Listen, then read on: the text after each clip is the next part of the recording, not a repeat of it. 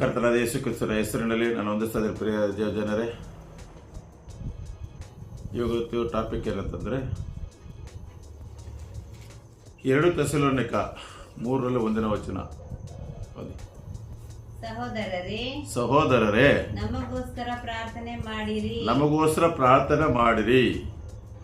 ಕರ್ತನ ವಾಕ್ಯವು ನಿಮ್ಮಲ್ಲಿ ಹಬ್ಬಿದ ಪ್ರಕಾರ ಎಲ್ಲೆಲ್ಲಿಯೂ ಬೇಗನೆ ಹಬ್ಬಿ ಪ್ರಖ್ಯಾತಿ ಹೊಂದುವ ಹಾಗೆ ಬೇಕು. ಹಲ್ಲೆಲೂಯಾ. ಏನು ಹೇಳ್ತಾರೆ ದೇವ ಜನರೇ, ಇವತ್ತು ದೇವರ ವಾಕ್ಯ ನಮಗೆ ಹೆಂಗೆ ತಿಳಿದ್ರು? ನಮ್ಗೆ ದೇವರ ವಾಕ್ಯ ತಿಳಿದ ಮೇಲೆ ಅಲ್ವಾ ನಾವು ರಕ್ಷಣೆ ಹೊಂದಿದ್ದು, ಯೇಸು ಸ್ವಾಮಿ ತಿಳಿದಿದ್ದು ಅಲ್ವಾ? ಅದೇ ಪ್ರಕಾರ ಎಲ್ಲ ಜನಗಳಿಗೆ ಬೇಗ ದೇವರ ವಾಕ್ಯ ನಾವು ತಿಳಿಸಬೇಕು. ಎಲ್ಲ ದೇವಜನರು, ಎಲ್ಲ ದೇಶಗಳು, ಎಲ್ಲ ನಗರಗಳು, ಎಲ್ಲ ಜಿಲ್ಲೆಗಳು, ಎಲ್ಲ ಹಳ್ಳಿಗಳ ಕಡೆ ಎಲ್ಲ ಹೋಗಿ ದೇವರ ವಾಕ್ಯ ತಿಳಿಸಬೇಕು ಅಲ್ವಾ? ಬೇಗ ಹೋಗ್ಬಿಟ್ಟು ದೇವರ ವಾಕ್ಯ ಸಾರ್ರಿ ಅಂತ ಹೇಳ್ತಾರೆ. ದೇವರು ಏನು ಹೇಳ್ತಾರೆ? ವಾಕ್ಯದ ಪ್ರಕಾರ ಎಲ್ಲ ಕಡೆ ಎಲ್ಲ ಜಾತಿ ಜನ ನಮ್ಗೆ ಹೆಂಗೆ ಹೇಳಿದ್ರು? ಅವ್ರ ವಾಕ್ಯ ತಿಳಿದ ಮೇಲೆ ತಾನೇ ದೇವರು ತಿಳ್ಕೊಂಡು ಬಂದು ರಕ್ಷಣೆ ಬಂದಿದ್ದು. ಅದೇ ರೀತಿಯಲ್ಲಿ ಎಲ್ಲರಿಗೂ ಹೋಗಿ ದೇವರ ವಾಕ್ಯನ ಸಾರಬೇಕು. ದೇವರ ವಾಕ್ಯನ ಸಾರಿ ಮಾಡಬೇಕನ್ನೋದು ದೇವ್ರ ಚಿತ್ತ ಅಲ್ವಾ? ಅದಕ್ಕೋಸ್ಕರ ಬೇಗ ಹೋಗ್ಬಿಟ್ಟು ಎಲ್ಲ ಜಾತಿ ಜನಕ್ಕೆ, ಪ್ರತಿಯೊಂದು ಮನುಷ್ಯನಿಗೂ ನಾವು ಹೋಗಿಸುವ ದೇವರ ವಾಕ್ಯ ಸಾರಬೇಕು. ದೇವರ ವಾಕ್ಯ ಸಾರಬೇಕು ಅಲ್ವಾ? ದೇವರು ನಮ್ಮನ್ನು ಮುಖ್ಯವಾದ ದುಷ್ಟರ ಜನರ ಕೈಯಿಂದ ತಪ್ಪಿಸುವ ಹಾಗೆ ಪ್ರಾರ್ಥನೆ ಎಲ್ಲರ ಕೈಯಿಂದ ತಪ್ಪಿಸ್ತಾರೆ. ಹಲ್ಲೆಲೂಯಾ. ದುಷ್ಟರ ಜನ ಅಂದರೆ ನಾವು ದೇವರ ವಾಕ್ಯ ಹೇಳೋಕೆ ಹೋಗ್ತೀವಿ, ಅಲ್ಲಿ ಬಂದು ಡಿಸ್ಟರ್ಬ್ ಮಾಡ್ತಾರೆ, ನಮ್ಮನ್ನು ಏನು ಮಾಡ್ತಾರೆ?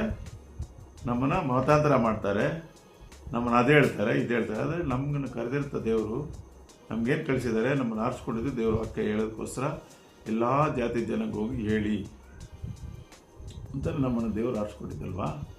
ಅದಕ್ಕೋಸ್ಕರ ದುಷ್ಟ ಜನರು ಎಲ್ಲ ದೇವರ ನಮ್ಮನ್ನು ಮುಖ್ಯವಾಗಿ ದುಷ್ಟರ ಜನರ ಕೈಯಿಂದ ತಪ್ಪಿಸಿ ಹಾಗೆ ಪ್ರಾರ್ಥಿಸಿರಿ ಹೇಳ್ತಾರೆ.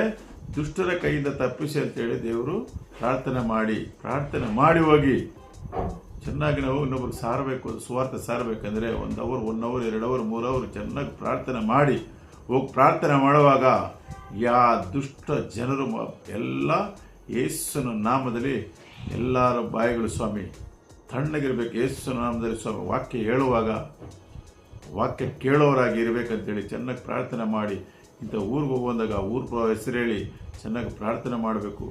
ಆತನ ಎಲ್ಲ ಪ್ರಾರ್ಥನೆ ಮಾಡಿದಾಗ ಏನು ಮಾಡುತ್ತೆ? ನಮ್ಗೆ ಜಯ ಸಿಗುತ್ತೆ. ಅವಾಗ ಸುಮ್ಮನೆ ಇರ್ತಾರೆ, ನಮ್ಗೆ ಯಾರು ಡಿಸ್ಟರ್ಬ್ ಮಾಡೋಲ್ಲ. ಯಾರು ನಮ್ಮನ್ನು ಅಲ್ಲಿ ಹೋಗಿ ಸುವಾರ್ಥ ಹೇಳೋದು, ಇವತ್ತು ಮತಾಂತರ ಮಾಡಕ್ಕೆ ಬಂದಿದ್ದಾರೆ, ನಮ್ಮೂರಿಗೆ ಮತಾಂತರ ಮಾಡಿದ್ದಾರೆ ನಮ್ಮ ಜನಗಳಿಗೆಲ್ಲ ಅಂತ ಹೇಳ್ಬಿಟ್ಟು ನಮ್ಗೆ ಡಿಸ್ಟರ್ಬ್ ಮಾಡೋಕ್ಕೋತಾರೆ. ಅದಕ್ಕೋಸ್ಕರ ಪ್ರಾರ್ಥನೆ ಮಾಡಬೇಕು. ದುಷ್ಟ ಜನಗಳಿಂದ ನಮ್ಮನ್ನ ತಪ್ಪಿಸು ದೇವರೇ ಅಂತೇಳಿ ನಾವು ಪ್ರಾರ್ಥನೆ ಮಾಡಬೇಕು ಅಲ್ವಾ?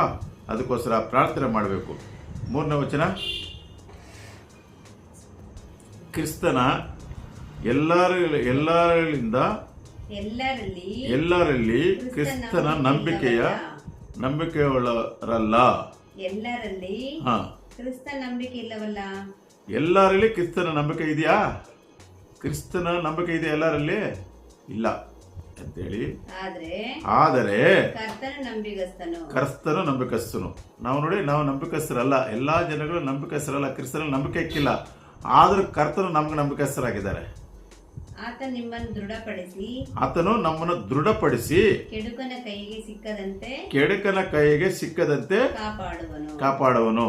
ಹೇಳ್ತಾರೆ, ಆತನು ಕೆಡುಕನ ಕೈಗೆ ಸಿಕ್ಕದಂತೆ ತಪ್ಪಿಸಿ ನಮ್ಮನ್ನು ಕಾಪಾಡ್ತಾರೆ. ಕೆಡುಕನ ಕೈಯಿಂದ ತಪ್ಪಿಸಿ ನಮ್ಮನ್ನು ಕಾಪಾಡ್ತಾರೆ ಅಂದರೆ ದೇವರು ಎಷ್ಟು ಒಳ್ಳೆಯವರಲ್ವಾ? ನೋಡಿ, ನಮಗೆ ನಾವೆಲ್ಲೋ ಇದ್ದವ್ರು ನಮ್ಮನ್ನು ಏನು ಮಾಡೋದಕ್ಕೆ ಕರೆದ್ರು, ನಮ್ಮನಿಗೆ ನಮ್ಮ ಪಾಪಗಳು ತೊಳೆದ್ರು ರಕ್ತದಿಂದ, ಒಳ್ಳೆ ವಾಕ್ಯಗಳು ನಮ್ಗೆ ಕೊಟ್ಟರು, ಈ ವಾಕ್ಯದ ಪ್ರಕಾರ ನಡೀರಿ ಅಂತ ಒಬ್ಬ ಸೇವಕನಾಗಿ ಮಾಡಿದ್ರು. ತಿಪ್ಪೆ ಮೇಲೆ ಇರೋರನ್ನ ಕುಪ್ಪೆ ಮೇಲೆ ಏರಿಸಿದ್ರು. ನಾವೇನು ಮಾಡ್ತೀವಿ? ಯಾರಿಗೂ ಸುವಾರ್ತೆ ಹೇಳೋದಿಲ್ಲ. ಹೋಗ್ತೀವಿ, ಭಾನುವಾರ ಹೋಗ್ತೀವಿ, ಬೈಬಲ್ ಎತ್ಕೋತೀವಿ, ಅಲ್ಲಿ ಹೋಗ್ತೀವಿ, ಚರ್ಚಿಗೆ ಬಂದ್ಬಿಟ್ಟ ಮೇಲೆ ಒಂದು ಜಾಗದಲ್ಲೇ ಇಟ್ಬಿಡ್ತೀವಿ. ಯಾರಿಗೆ ಸುವಾರ್ತೆ ಬಿಡು, ನಾವು ಹೋದ್ವಾ, ನಾವು ಚೆನ್ನಾಗಿದ್ದೀವಾ, ಬಿಡು ಬಿಟ್ಟಾಕ್ ಅಂತ ಹೇಳ್ಬಿಟ್ಟು ನಾವು ಚೆನ್ನಾಗಿ ಬಿರಿಯಾನಿನೋ ತಂದ್ಕೊಂಡು ಮಾಡ್ಕೊಂಡು ತಿನ್ಕೊಂಡು ಸುಮ್ಮನೆ ಆಗ್ಬಿಡ್ತೀವಿ ಭಾನುವಾರ ಅಲ್ವಾ.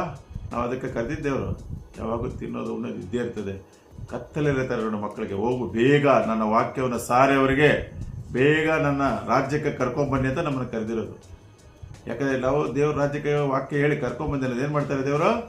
ಜೀವದೇರ ಪಟ್ಟಿಯಲ್ಲಿ ಹೆಸರು ಬರೆದಿರ್ತಾರೆ, ತೆಗೆದಾಕ್ಬಿಡ್ತಾರೆ. ಹುಷಾರ ಕೇರ್ಫುಲ್ ಆಗಿ ಭಯ ಭಕ್ತಿದ ಸುವಾರ್ತೆ ಹೇಳಬೇಕು. ಸುವಾರ್ತೆ ಹೇಳಿಲ್ಲ ಅಂದರೆ ನಮ್ಮ ಹೆಸರು ಏನು ಮಾಡ್ತಾರೆ? ಜೀವದೇರ ಪಟ್ಟಿಯಲ್ಲ ತೆಗೆದು ಬಿಡ್ತಾರೆ. ಯಾಕಂದ್ರೆ ನಮ್ಗೆ ನ್ಯಾಯ ತೀರ್ಪಿದೆ. ಪ್ರತಿಯೊಬ್ಬ ಮನುಷ್ಯಗೂ ಸುವಾರ್ತೆ ಹೇಳೋದು ನಮ್ಮ ಕರ್ತವ್ಯ. ಹೇಳ್ತಾರಲ್ಲ, ನಾನೇ ನಿನ್ನ ಸಂಗಡ ಇರ್ತೀನಿ, ಭಯ ಪಡಬೇಡ, ಹೋಗಿ ಸುವಾರ್ತೆ ಸಾಲು. ಕೆಡುಕನ ಕೈಯಿಂದ ನಾನು ತಪ್ಪಿಸ್ತೀನಿ, ನೀನು ಯಾಕೆ ಭಯ ಪಡ್ತೀಯ? ನೀನು ಹೋಗೋದು ನಿನ್ನ ಕೆಲಸ ಏನು? ಬೀಜ ಹಾಕು, ಫಲ ಕೊಡೋದು ನಾನು. ಅದು ದೇವ್ರು ಹೇಳ್ತಾರೆ ದೇವಜನರೇ.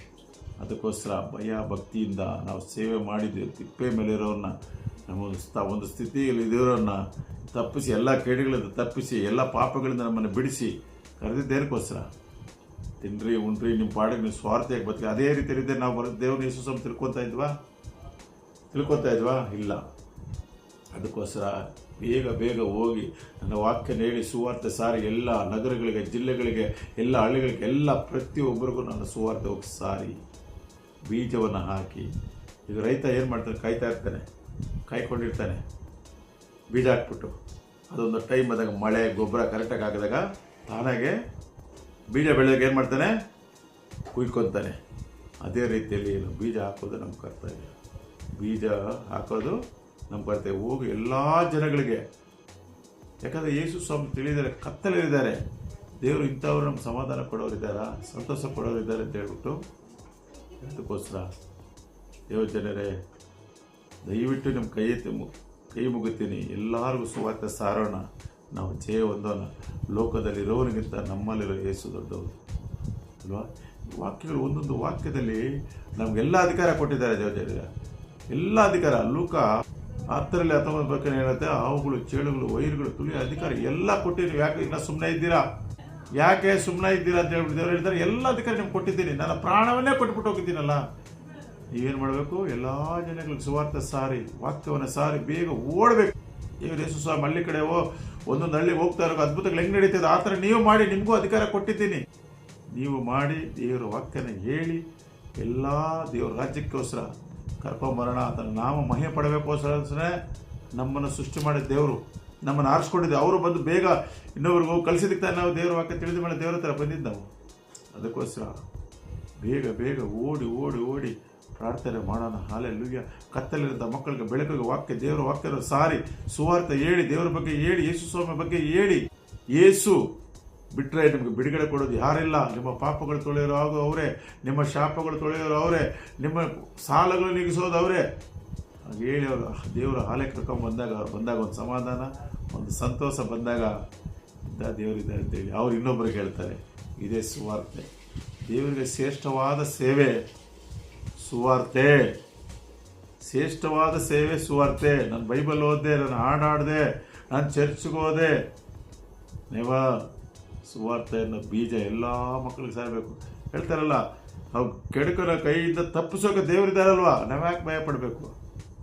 ಏನು ತಪ್ಪಿಸಿ ಏನು ಮಾಡ್ತಾರೆ? ಹೊಡೆದು ಜೈಲಿಗೆ ಹಾಕ್ತಾರ? ಅಲ್ಲಿ ಸುವಾರ್ತೆ ಸಾರೋಣ. ಪೌಲ ಶೀಲ ಸ್ತುತಿ ಮಾಡೋಕೆ ಏನಾಯಿತು?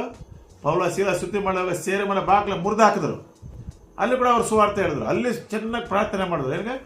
ಪೌಲ ಶೀಲ ಸ್ತುತಿಸುವಾಗ ಸೆರೆಮನೆಯ ಬಾಗಲನ್ನು ಮುರಿದವರೇ, ಅಂದು ಅದ್ಭುತವ ಮಾಡಿದವರು ಸ್ತುತಿಸುವೆವು, ಅಂದು ಅದ್ಭುತವ ಮಾಡಿದವರು ಸ್ತುತಿಸುವೆವು. Hallelujah, hallelujah.